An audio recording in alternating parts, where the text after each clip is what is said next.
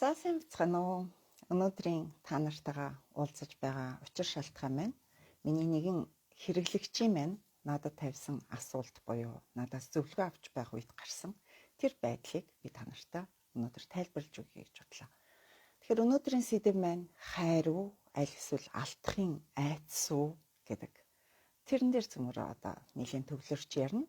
Зарим хүмүүс тийм ээ хин нэгний салж чадахгүй байгаа шалтгаанаа хор хөнөөлтөй хосын харилцааг дуусгаж байх чадахгүй байгаа шалтгаанаа хайраар тайлбарладаг л да. Би энэ хүнд маш их хайртай учраас салж чадахгүй байна гэж. Тэгтэл яг тэрний ард жинхэнэ ёсороо хайр дурлал байна уу? Аль эсвэл алдахын айдас гэдэг юм байна уу гэдгийг одоо цөмөрөө авч үзье. За тэгээд намайг танихгүй хүмүүст өөрийгөө танилцуулахад миний нэр Цэцгээ. Би Герман улсын Берлин хотод Life and Love Coach чиглэлээр ажиллаж амьдарч суралцдаг тийм нэгэн бүсгүй байнамаа. За өнөөдрийн сэдэв маань хайр уу, алдахын айдас уу гэсэн тийм ээ. Тэгэхээр энийг ярихын тулд би одоо тийм ээ тухайн кейсээ та нарт жоохон одоо тийм ээ тухайн эмэгтэй байдлыг би та нарт арай илүү дэлгэрүүлж хэлж өгье. Энэ одоо тийм ээ байдал дээрээ энэ хүнд зөвлөгөө өгөх байдлаар би энэ хүү ярилцлагыг хийх болно. За тэгэхээр тухайн бүсгүй маань аль хэзээний 50 гарсан бүсгүй тийм ээ нөхөртөөгөө маш удаан жил амьдарч байгаа хоёр хүүхэдтэй. Тэгээд тэр хоёрын хооронд хэдийгээр тийм ээ одоо үннийг хэлэхэд бараг л 20 эдэн жилийн хайр дурлал хамтын амьдрал байгаа ч гэсэн тухайн бүсгийн ярьж байгаагаар насаараа хуурцсан, насаараа доромжлогдсон, насаараа одоо ямар нэгэн байдлаар тэр хүн одоо тийм ээ нөхөр нь итгэлийг нь алдсан тохиолдол байгаа байхгүй. За тэгээд өнөө бүсгүй маань яг ингээд салъя гэтэл тэр хүн надаас салдаггүй. Надаас ерөөсөө явж өгдөггүй. Тэгээд явж өгөхгүй болохоор за окей хоёлаа одоо тэгвэл ингээд асуудлыг ингээд тийм ээ арай өөрчлөөд хамтын амьдралаа тэгвэл хоёлаа ингээд цааш нь үргэлжлүүлье гэд ингээд хамтын амьдрал хийх гэхээр бас яг хамтын амьдрал болохгүй бит хоёрын хоорондын хосын харилцаа маш одоо тийм дэгэн догонтой болцсон. Итгэл алдчихсан. Ерөөсөө ингээд цааш явж чадахгүй байна. Нэгдүгээрт, хоёрдугаарт бит хоёрын нийлээд байдаг шалтгаан маань би одоо тийм ээ ямар нэгэн байдлаар одоо нөхрөө явахаар маш их санахын хөөгд явуулчихж байгаа шүү дээ салаад. Тэгсэн хойно ингээд би санаад одоо тийм ээ хоолоод авахаа байж байгаа. Би тэр хүнийг өрөвдөөд ах юм. Насаараа надтай амьдарсан хүний ч одоо ингээд 50 гарцсан хүний чинь салаад одоо бит хоёр хайчих хэлээ гэдэг тэр их чихэн одоо тийм ээ энэ асуултанд би хариулъя. За тэгэхээр заримдаа бид нар энэ хосын харилцаа энэ одоо тийм ээ эхнэр нөхрийн харилцаа надад сайнаар нөлөөлөхгүй байна гэдгийг мэдээд байдаг мөртлөө салж чаддгүй. Энэ хосын харилцаа намайг хойш нь татаад байна, доош нь татаад байна. Намайг сэтгэл хөдлөлийн хувьд ерөөсөө гүн ёроол одоо тийм ээ цамхагт унгаад байна гэдгийг мэддэг мөртлөө салж чаддгүй. Тэгэхээр яагаад бид нар энэ хосын харилцааг салгаж чаддгүй юм бэ? Яагаад энэ хосын харилцааг орхиж чаддгүй юм бэ гэхээр ихэнх мань хэлэх байх. Юу гэж юм бэ? Чи насаараа амьдарсан амьдрал би тэр хүн тайртай штэ гэж хэлэх байх тийм ээ. За тэгвэл энэ яг хайр мөн үү? Аль эсвэл алдахын айдас байна уу гэдгийг одоо цөмөр авч үзье. Бид тийм ээ хүүхэд байх наснаасаа ямар нэгэн байдлаар тийм алдахын айдастай болчдөг байхгүй юу? Тэр алдахын айдсыг би та нарт нэг тайлбарлаж өгөх гээд хичээе. Алдахын айдас гэдэг бол одоо хүүхэд байх үеэс бидний авсан эмгэг гэж хэлж болно. Тэгэхээр маш олон одоо тийм ээ хүмүүс хэлдэг л дээ надад алдахын айдас авах одоо тийм нөхцөл байхгүй дээ. Миний ээж чинь аав чинь намайг хайрлаж өсгсөн. Би яхаар алдахын айдастай байх ёстой лээ. Надад алдахын айдас ерөөсөж байгаагүй гэж хэлдэг хүмүүс зөндөө байдаг. За тэгвэл энэ алдахын айдас гэдэг тийм ээ зөвхөн эцэг эхийн чамд өгсөн хайраар тусгаар тийм ээ хязгаарлагддаг юм. Чи жоохон байхдаа баг байхдаа өөрийн хайртай амьтныг алдсан байж болно. Өөрийн хайртай найз нөхдийг орхиод нүүсэн байж болно. Жижигэн ийм зүйлүүд тийм ээ ерөөсөө мянган зүйл нийлжиж чиний энэ алдахын айдас гэдгийг бий болгоод аваад ирдэг юм аа. Ялангуяа эцэг эхчүүд хүүхдүүдтэйгээ ямар нэгэн байдлаар сэтгэлийн холбоо гэдгээ тогтоож чадаагүй тохиолдолд алдахын айдас хамгийн ихээр ирдэг байхгүй. Тэгэхээр одоо би та нараас асууя. Хэрвээ миний амьдралд ямар нэгэн миний одоо тийм ээ амьдралыг хоёрч татаж байгаа хортой хосын харилцаа бий болчиход байхад би тэр хортой хосын харилцаагаас салж чадахгүй. Аль эсвэл одоо дуусгаж чадахгүй байгаагийн учраас тэгвэл энэ одоо алдахын айдас гэдэг юм бол ямар шинжүүд гэдэг юм бэ гэдгийг би та нарт хэлье. За энэ шинж тэмдгүүдийг хамгийн гол нь та нар өөр дээр ажиглах хэрэгтэй юм аа. За хамгийн нэгдүгээрт бид нар ерөөсөө тийм ээ өөр дээр ажигл сэтгэл хөдлөлийн нэг тийм юм савлмал байдалд орчдөг. Өөрөөр хэлбэл галзуу болгон дээр суудсан юм шиг тийм байдлаар эхэлдэг. Энийн яадаг вэ гэхээр ерөөсө зарим хүн энэ бол хорсдуулчихсан юм шиг байсан гэж ярьдаг. За тэгвэл хамгийн анх эхлэхдээ тийм ээ ерөөсө энэ л өстой жинхэнэ хайрд орлол байх та. Би өстой нэрээ ийм хайртай уучраагүй штэ гэж ингэж ийм бодлоор эхэлдэг хайрууд маш их байдаг. За тэгээд ингээд хоёулаа ингээд нийлээд явж идэл ерөөсө тийм ээ өнөөдрөөс маргаашийн дотор л ингээд савлаад идэг. Маш их хайрлал, нэг болохоор маш их үзий ядаал бүр ингээд тийм ээ on off гэдэг тийм одоо харилцааг үүсгэж эхэлдэг биш үү? Бүр ингээд хит их савлаад эхэлдэг. За хэрвээ хит их ийм савлсан одоо байдал та хоёрын хосын харилцаанд явагдаж байгаа бол энэ хортой харилцааны шинж буюу өөрөөр хэлбэл чи ямар нэгэн байдлаар энэ хүнд хайртайдаа биш. Магадгүй чи зөвхөн алдахын айцтайдаа болоод энэ хүнийг авах гад үзээд байгаа юм биш үү гэдгээ өөрөөсөө нэг асууад үзээрэй. За хоёрдугаарт бодлын алавдмал байдал гэж хэлдэг юм аа энийг. Энэ нь юу гэсэн үг вэ гэхээр ерөөсөө л тэр хүн чиний бодолд, тэр хүн чиний толгойд юу ч болж байсан тийм ээ тэр хүн чиний толгойд. Тэгэхээр яадаг чи салаад явлаа гэхэд салч чаддаггүй байхгүй. Өнөөхөө л бодоод байдаг. Яана өнөөх ч одоо тэгж байгаа болов.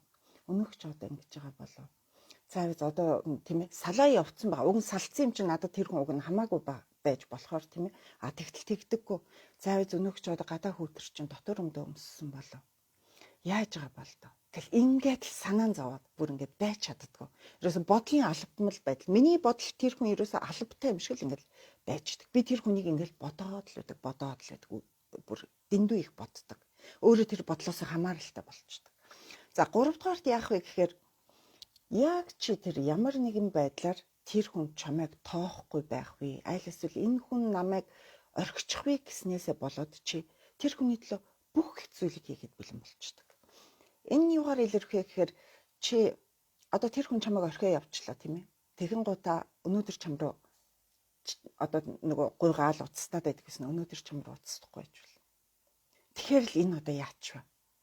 Яагаад байхгүй болч вэ? Тэгэл нөгөө хүнийхээ анхаарлыг татахын тулд фэйсбүүк дээр нэг одоо өөрийнхөө зургийг хийдэг ч юм уу.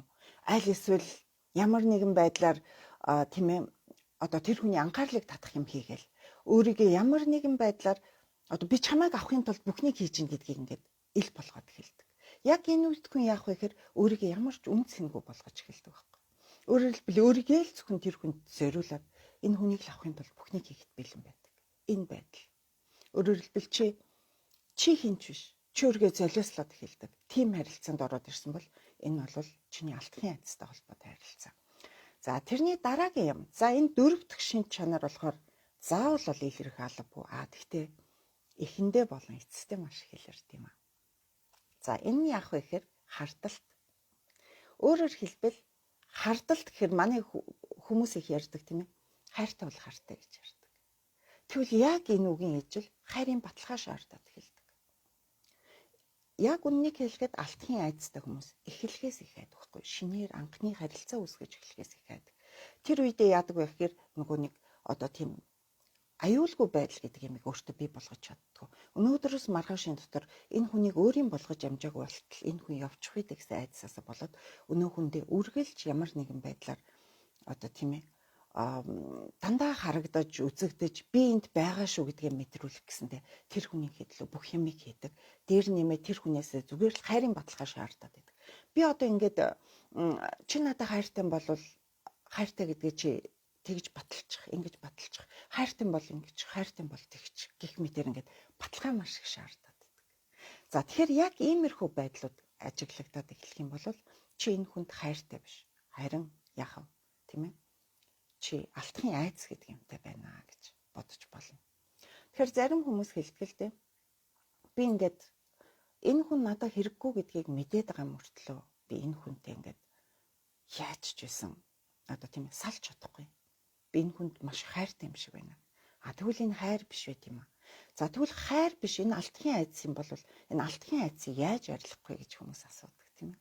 Алдахын айцыг арилгахын хамгийн одоо зөв арга бол ерөөсөө явуулж сурах байдаг байхгүй. Ерөөсөө явуулж сурах, өнгөрснийг орхиж сурах. Бидний тийм ээ өнгөрсөндөө амьдраад байгаа аль эсвэл ирээдүйд амьдраад байгааг энэ алдахын айц бидэнд маш тод болгож өгдөг. Жишээлбэл би та нарт ярьлаа шүү дээ хардах гэдэг юм байдгаа гэд тийм ээ. За тэр үед бол ингээд энэ хүнд би нэг бичлээ, өнөө хүн маань хариу өгөхгүй. Тэгин гутал одоо ургуулan бодох юм хэлнэ. За эзэн нэстэ яг ингэжсэн чинь эднэн өөр хүүхэнтэй холбогдчихсэн шүү дээ. Яг ингээд өөр хүүхэнтэй холбогдчихсэн болохоор энэ одоо айгүй л бол өнөөхөнтэйгээ ингэж байгаа байх. Өнөөхтэйг тэгж байгаа байх гэл одоо ингээд ургуулan бодох үйл ажиллагаа чи явж эхэлж байгаа байхгүй. Тэгэхээр яг одоо яг эндэ байдаггүй. Яг одоо яг эндэ бол ерөөсөж байхгүй. Ерөөсөө нэг бол өнгөрсөнд, нэг бол ирээдүйд. Чиний одоо оршихуй чинь дандаа бодол чинь тэнд байдаг. Чиний бодол энэ алдмал бодол гэдэг юм чинь яг ирээдүйд эсвэл өнгөрсөнд оршиж байдаг. Хизээж яг одоо гэдэг юм а байдаг. Тэгэхээр ингээхийн тулд одоо энэний бүхнийг орхиж явуулахын тулд бид нар аль болохоор энийг тийм ээ өөрөөсөө явуулж сурах хэрэгтэй. Энэ харилцааг дуусгаж сурах хэрэгтэй. За энэ харилцаа буюу энэ айдсын хамгийн нэг муухай юм юу вэ гэхээр би хүүхэд байхдаа хэрвээ алдахын айдастай хүүхдээсэн бол томроод би алдахын айдастай одоо тийм ээ харилцаанд орохдоо би ямар хүнийг өөртөө татдаг вэ гэхээр харилцаа холбоо тогтоох чадваргүй буюу эгшлийн айдастай нарцист хүнийг би өөртөө татдаг байхгүй. Энэ бидний харилцааны загвар хамгийн амар загвар энэ. Яагаад гэвэл би энэ хүнийг алдахаас айж байгаа учраас би энэ хүний төлөө бүхнийг хийж чадаж, үзүүлж, харуулж энэ хүнийг авахын төлөө тийм ээ ерөөсөө өөрийнхөө байхаас байхгүй бүх юмыг үзүүлж чадах учраас надтай ямар хүн нийлэх вэ гэхээр зэрэг энэгээр би юу ч хийж болно гэсэн хүн надтай нийлчихдэг. Тэгэхээр ийм хүн яах вэ? Надаар жинхэнэ тоглодог байхгүй юу? Нарциссууд чинь тийм ээ. Надтай нийлж чаддгүй. Одоо нэг хөлн одоо дотор байдаг бол нөгөө хөл нь гаднаа ингээл чартааны наан цаана ингээл зогсоод байдаг ийм хүмүүс. Энэ хүмүүс хизээж хүнтэй жинхэнэ эгшил гэдэг юмыг явуулж чаддаггүй. Яагаад гэвэл тийм ямыг мэдэхгүй. Энэ хүмүүс өөрсдөө яг харилцаа холбооны чадваргүй, яг тийм айцтай хүмүүс байдаг. Би тийм хүмүүсийг өөртөө татчихдаг. Тэгэхээр та нар яг энэ бүхнээс гарахын тулд тийм ээ. Одоо өөр дээр ажиглалт юм. Тэр ажиглалт нь яах вэ гэхээр надаас гарч буй бүх мэдрэмжүүд хэр үнний хувьтай вэ гэдгийг дандаа өөрөөсөө асуу. Чамайг нэг бол маш их өвдөгдөг мэдрэмж хүрээлж байдаг. Нэг бол маш их баяр хөөр болгодог мэдрэмж хүрээлж байдаг. Яагаад гэвэл чи сэтгэл хөдлөлийн юм савлмал байдалтай байдаг байхгүй. Хараал өнөө хүнээ хараал өстэй амар хайр хүрээл. Өнөө хүнтэйг амар гоё байснаа л гівгэн дургуурэл. Энэ өчигдөр намайг тэгээ өстэй. Энд намайг тэгсэн бицтэй. Энэ аягүй л бол ирээдүйд намайг ингэнэ. Гэл уур хүрээл. Ингээд савлмал байдалд байгаад ирэхтэрсээ зэрэг яах вэ? Бид надаас нэг бол уур уцаараа нэг бол хайрын баясгалын мэдрэмжүүд гараад идэг. Яг энэ мэдрэмжээ өөрөөсөө асуу. Энэ яг өмнөөсөө гарч байгаа хайрын мэдрэмж үү? Аль эсвэл айцын мэдрэмж үү? Гэдгээ өөрөөсөө асуу. Хэрвээ би тийм ээ яг үнэндээ хайрын мэдрэмж болвол би энэ хүнд хайрыг одоо тийм ээ хайр гэдэг чинь маш гоё юм байдаг хгүй. Хайр гэдэг чинь зүгээр юм айцтай юу холбоогүй. Хайр гэдэг бол ерөөсөө зүгээр дотроос ундарч байдаг. Хайр гэдэг бол энэ хүн оршсон ч энэ хүн оршоогүй ч би хайрлаж байдаг. Энэ хайрыг ямар хүн гаргаж чадах вэ гэхээр өөрийгөө хайрлах хайр гэж буюу өөрөө өөртөө итгэлтэй хүн л энэ хайрыг гаргаж чаддаг. Тийм ээ. Би түрүүн та нарт нөгөө дөрвөн шинж тэмдэг ярьжсэн шүү дээ. Энэ одоо тийм ээ алтхын айцтай хүний дөрвөн шинж тэмдэг гэдэг. Яг энд болох дээрс зэрэг 3 дахь дээр нь байна уу ярьдсан. Тухайн хүнийг авахын тулд би юу ч хийхэд бэлэн боёо өөрийгөө тийм ээ үнэлэх үнэлэмж гэдэг юм а навс унгаж чаддаг. Тэр хүнийг авахын тулд надад нэр төр гэдэг юм байха болно. Тэр хүнийг авахын тулд надад одоо тийм ээ бүх юм байха болно. Бүр өр хөвгтч байха болно. Тэр хүнийг л авч ивэл болоо. Яг ийм мэдрэмжийнхаа үед бид нар асууна. Энэ нэрээ одоо тийм ээ жинхэнэ одоо хайрын мэдрэмж үү? Аль эсвэл ямар нэгэн байдлаар одоо намайг энэ хүнээс тийм ээ алдахыг айсан айдсын мэдрэмж үү гэдгийг өөрөөсөө л асуу. Энэнд чи зөвхөн үннийг хэлж чадна. За дараагийн асуулт бол одоо жишээлбэл би одоо тийм ээ өөрийнхөө тийм үйлчлэгчээс асуусан л та. За чи энэ хүнээс ингээс салж чадахгүй байна гэж. Чиний энэ байдал чинь бол тийм ээ ямар нэгэн байдлаар алдахын айдастай холбоотой байна. За тэгэхээр хоёулаа чамаас асууя. Чи энэ хүнээс салчих юм бол яг юуг алдах гээд байгаа айдас вэ? Чи тэрийг надад хэлтэй гэж асуусан. Тэгэхээр энэ хоёр дахь асуулт байдаг байхгүй. Энэ юу вэ гэхээр би энэ хүнийг алдлаа гэхэд би яг юуг алдах гээд байгаа юм бэ гэдгийг өөрөөсөө асуух хэрэгтэй болдог. Заримдаа бид энэ хүнийг алдснаар би нэр төрөө алдах гээд байдаг байхгүй. Өөрөөр хэлбэл тийм ээ би нөхөртэй байх хэрэгтэй. Би нэг одоо юу гэдгийг тийм ээ. Энд ч одоо 2 дахь 3 дахь амьдрал нь ч байж болно зарим хүний тийм ээ. Ингэж их одоо хүмүүсийн дунд ингэж их юм болж энэ хүнтэй суучаад энэ хүнээс сална гэхээр өнөө ойр хавийнхан болон ах トゥ энэ бүхэнд бол маш хүн дээр тусдаг байхгүй. Тэгэхээр би өөрийнхөө нэр төрийг алдах гэдэг. Тэгэхээр энэ алдах айдас маань явж миний хайраа алдах айдас биш, явж миний нэр төр алдах айдастай холбоотой болчихдог. За дараагийн юм хараад хамааралтай буюу одоо тийм ээ алдахын айдастай байгааг чамд хэлж байгаа юм юу вэ гэхээр дараагийн айдас гарч ирнэ. Тэр нь бол би аюулгүй байдлаа алдчих гэдэг. Аюулгүй байдлаа алдах гэдэг нь би тийм ээ одоо юу гэдгийг гэр оронд оруулж байгаа тэр хүний мөнгө төгрөгийн тийм хувиа алдах гэдэг. Энэ хүн одоо байж иж миний хүүхдүүдийн сургалтын төлбөр төлөгдөх гэдэг. Энэ хүн байж иж би энэ орон гэртээ байх гэдэг энэ айдас ард нь байж байдаг. Тэгэхээр явж энэ хайр биш харилцан хамаарал болчдөг байхгүй. Тэгэхээр яг үнэндээ би тийм ээ энэ хүнийг явсны дараа хоолоогоор хоол давхаа байдлаа би хайртай учраас хоолоогоор хоол давж чадахгүй би санаад ах юм а гэж ярьж байгаа хүмүүс ялангуяа энэ дээр ерөөсөө дандаа өөрөөсөө асуу. Яг энэ хүн явчвал би юуг алдах гэдэг юм бэ? Юуг алдах гэдэг айдас надад байгаад байгаа юм бэ гэдгийг өөрөөсөө асууж байгаа. За хэрвээ тийм ээ ямар нэгэн байдлаар энэ алдах айдас гэдэг одоо юу гэдгийг тийм ээ үнэхээр чамд одоо чи энэ юмыг давж чадахгүй бол хизээ нэгэн цаг чи энийг давах хэрэгтэй болдог. Яагаад гэхээр мөнхийн юм гэж байдаггүй. Чи одоо юм алдах айдастай байгаа юм чинь тун удахгүй энэ хүн дараагийн алдаагаа хийгээл явна. Яагаад гэвэл чи өөрийгөө дорд үстлээд тэр хүнд бүхнийгээ бариад гүйчихсэн тэр хүнийг авахын тулд гүйцсэн тэр хүн дараагийн одоо тийм ээ чамайг хуурах хуралт бол хажууханд байж байгаа байхгүй юу. За түүнээс гадна тэрний бүр дараагийн юм гэвэл за чиний аз болж энэ хүн насаараа чиний дэргэд байлаа. Яг одоо тийм ээ хөгшрөөд ирэх үед энэ хүн өглөө. Тэгэхээр яах вэ? Хайр гэдэг бол юу ч гэсэн мөнх байдаггүй. Хизээ нэгэн цаг дуусч байдаг.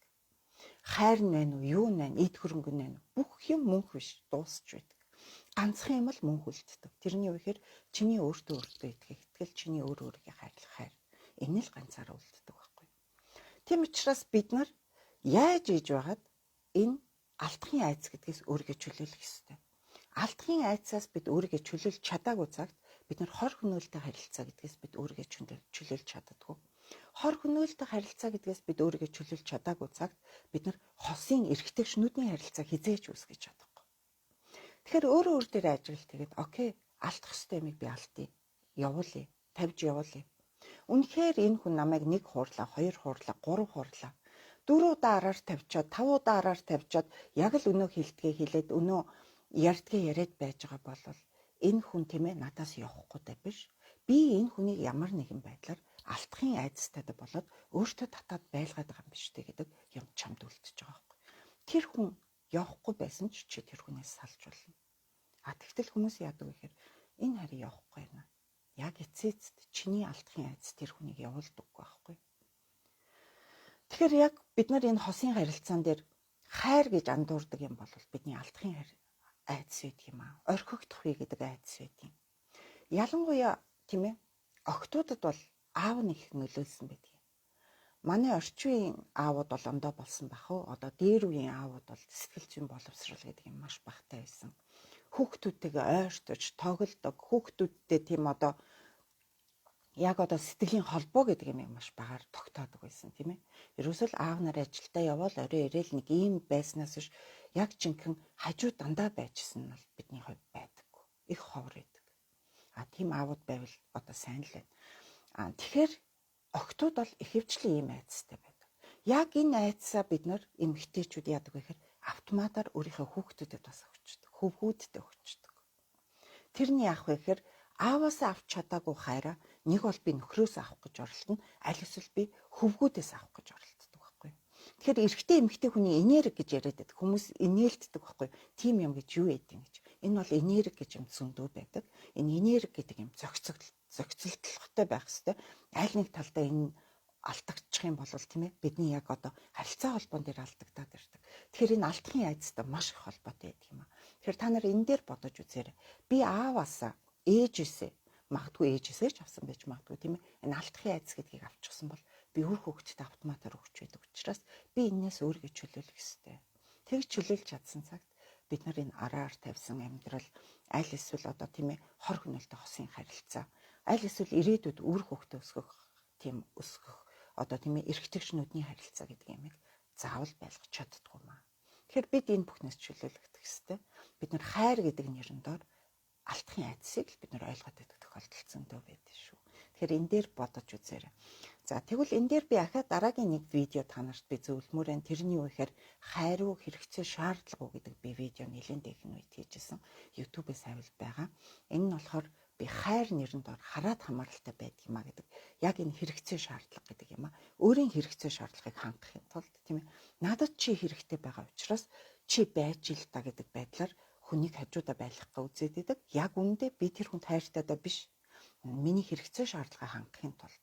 Тэгэхээр бид нар энэ хайр хэрэгцээ шаардлага гэдэг юмыг бие биенээс нь ялгаж үзчихэж бид нар бас хайр гэдэг юмны мөн чанарыг олох учиртай болдсон шүү. За тэгэхээр та нар энэ дээр өөрсдөө бодоорой. Хэрвээ ямар нэгэн байдлаар хор хөнөөлт хосын харилцаанаас гарч чадахгүй байгаа бол энэ харилцааг хэрхэн дуусгах талаар, аль эсвэл энэ харилцааг хэрхэн өөрчлөх талаар хосоороо надад хандаж болно. Тэгэх юм бол би та нарт тийм ээ хосын зөвлөгөө өгч болно. За баярлалаа бүгдээрэнд нь. Тэгээд баяртай.